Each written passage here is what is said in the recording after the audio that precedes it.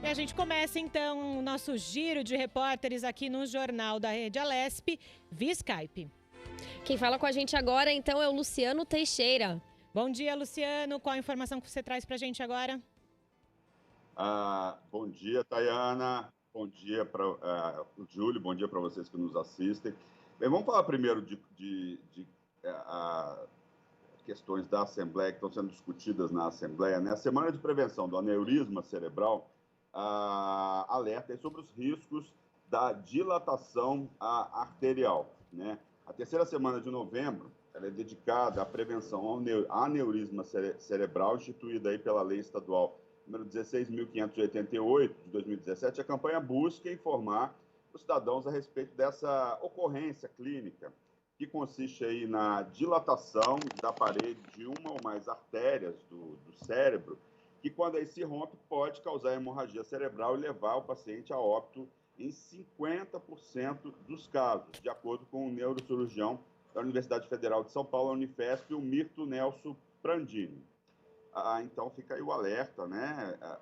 O tabagismo e a hipertensão são os principais fatores de risco para a ruptura, mas o excesso de álcool, colesterol alto, diabetes e doenças que atingem os vasos também podem potencializar a fragilidade da bolha formada no cérebro. Os sintomas, que incluem dor de cabeça, alterações na visão, náuseas, vômito e perda da consciência, costumam aparecer somente com o crescimento do aneurisma. Eleições 2020, né? Muita gente se perguntando qual o recado que vem das urnas, né? Com a apuração aí praticamente no fim, né? Tem um ou outro local ainda, mas a grande maioria dos 5.500 municípios brasileiros com a eleição definida, né? Já dá para avaliar o recado que a população deixa através do voto popular, né? As urnas são soberanas e mostram na avaliação de cientistas políticos, conversei com alguns cientistas políticos, especialistas, que as escolhas dos mais de 147 milhões de eleitores tendem aos partidos de centro, o que revela uma tendência à redução da polarização política que dominou as eleições passadas. O Democratas, o Partido da Social-Democracia Brasileira, o PSDB, estão entre os que mais cresceram na votação de domingo. No placar das 25 capitais, analisando aí as capitais, né? O Democratas elegeu já no primeiro turno 3 prefeitos: Salvador, na Bahia, Curitiba, no Paraná, e Florianópolis, em Santa Catarina. O partido do presidente da Câmara, Rodrigo Maia, também continua na disputa no Rio de Janeiro, com Eduardo Paes no segundo turno aí nas eleições de 29 de novembro.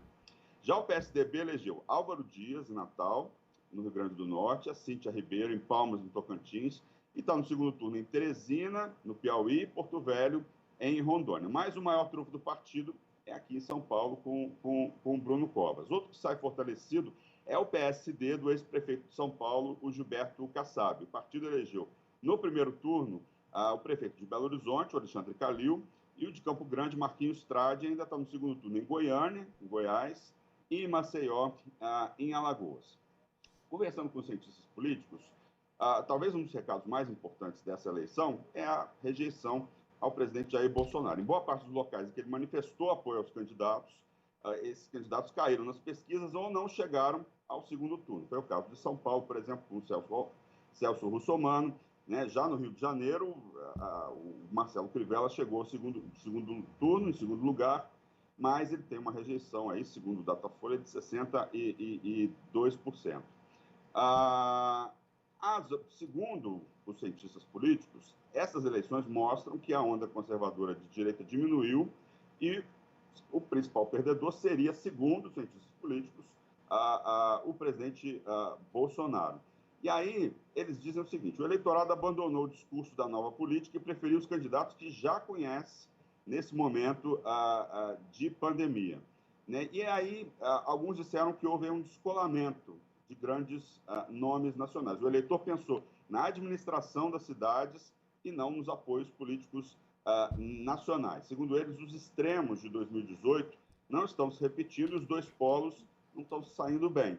Mas ainda tem muita água para passar debaixo dessa ponte, né? Tem pandemia, tem vacina, economia, e são coisas que vão ser importantes para definir as próximas eleições, segundo os cientistas políticos. Um outro fenômeno também pode ser visto como resultado das urnas desse domingo, de acordo com os cientistas, é o crescimento, aí, algum crescimento dos partidos de esquerda, né, que estariam aí se descolando do PT. Em São Paulo, esse fenômeno pode ser visto aí com o Boulos, do PSOL, que cresceu na reta final, teve uma votação acima do apontado pelas pesquisas.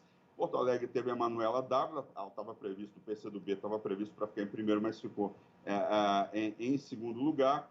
E aí a gente tem essas questões, essas definições em relação às eleições. Segundo os cientistas políticos, esses são os recados que foram dados aí das urnas deste domingo. Vamos acompanhar para ver se é realmente isso que aconteceu. Como eles falaram, também tem muita água para rolar debaixo dessa ponte. Novembro Azul, né, faz um alerta aí que também vale para os animais de estimação. No mês dedicado às ações da prevenção ao câncer de próstata, a conscientização sobre os perigos da doença nos humanos, a campanha também faz um alerta para a importância do diagnóstico precoce para os animais, que são suscetíveis a desenvolver essa patologia na idade adulta. Apesar de baixa, a incidência do câncer de próstata em cães é maior que em gatos, atingindo aí, na maioria das vezes, animais com idade superior a 10 anos. Além do tumor maligno, também é possível desenvolver a hiperplasia prostáltica benigna, né? Então, além desse alerta do Novembro Azul, a gente tem também com os nossos animais, né? A gente sabe a importância dos nossos animais hoje em dia, né? Muita gente com animais. Então, é sempre bom fazer aqueles exames, Julie, Tayana, sempre bom ficar de olho nos bichinhos de estimação. E o primeiro sinal que eles dão aí para a gente tem que ficar alerta e, se tiver algum problema, levar no veterinário. São essas as notícias que eu tenho hoje aqui para informar. Volto mais tarde com mais informações aqui para a Rede Alesp. Perfeito, esse é o nosso repórter Luciano Teixeira. Então, essa prevenção, hein, Tayana? Também Novembro Azul para os animais de estimação. Super importante para quem tem animal em casa saber dessa notícia, Tayana. Exatamente, lembrando que o Novembro Azul é muito conhecido pela campanha aí de prevenção ao câncer de próstata, mas então também tem esse recado aí. Novembro também é o mês para a gente cuidar dos animaizinhos de estimação, né, Júlia?